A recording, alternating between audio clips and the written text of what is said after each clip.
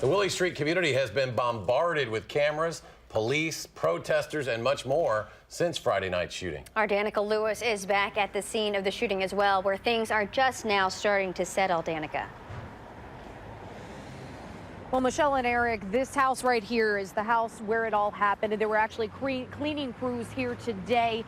I'm told they were removing what was left of the scene. A porch right now saying R.I.P. Tony, I love you. Now, this is a street, Willie Street, filled with people driving, people walking, people shopping, people eating, but not like last week. People protesting, people yelling, people mourning, and people reporting. Well, the message now quite silent, but still very much here.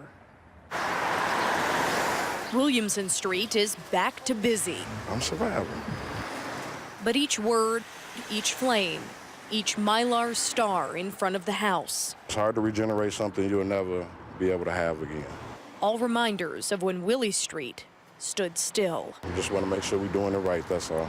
Melvin Ivey may seem particular about posters, but he's close to the Robinson family, even closer to Tony's friends. It's beautiful to know that people that you maybe never seen or maybe will never see again is here to support you in one of your weakest time and states.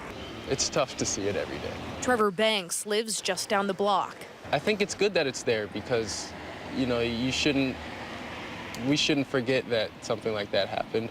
Banks came home from New York Sunday night to an unfamiliar feeling. The neighborhood was very eerie and it was very gloomy. Banks hopes his neighborhood, one he moved to for its life, isn't remembered for Robinson's death. The community has really rallied around the situation. But instead for its response. Hopefully people don't attach a negative stigma to the neighborhood because it's not who we are. It's not how it ever has really been. And as things start moving again. We don't want the world to stop at Tony. Ivy hopes this movement doesn't stop on Willie Street. It's a beautiful thing to march.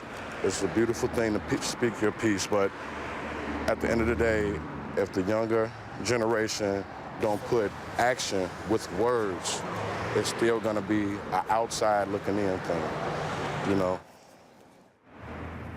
As you can see, plenty of signs, candles, flowers, really everything you can think of still coming in for Tony Robinson. Now, Trevor Banks, who you just heard from, lives about 7 houses down that way. He told us a story he actually heard from one of his friends about folks bringing hot chocolate out to protesters on the night of the candlelight vigil. He's also seen a number of his neighbors pay their respects right here at this memorial.